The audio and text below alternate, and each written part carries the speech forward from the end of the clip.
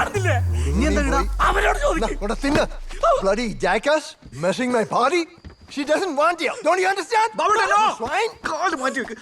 എന്തെന്നാണ് match Mathew ഇത്? എന്താണ് പള്ളിയിൽ വെച്ച് ഈ പുറത്തുകാരിയപ്പ എന്റെ പെണ്ണിനെ അടിച്ചോണ്ട് പോയി കള്ള കല്യാണം നടത്തി ഇവിടെ ഈ പാർട്ടി നടത്തുമ്പോ മാന്യമായിട്ട് നടപ്പാക്കാൻ പോലെ എന്റെ പിള്ളേര് കണ്ണി ചോരയിലോട്ട് പട്ടിയെ തല്ലിട പോലെ തല്ലി സഹിക്കണില്ല.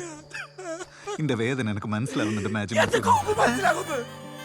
സ്വന്തം പെണ്ണിനെ മറ്റൊരു പുരുഷൻ കയ്യെ പിടിച്ച് കൂടെ കൊണ്ടുപോകുന്നത് താണ്ടിട്ടുണ്ടോ? ഉണ്ട് മാച്ച് മാത്യു ഉണ്ട്.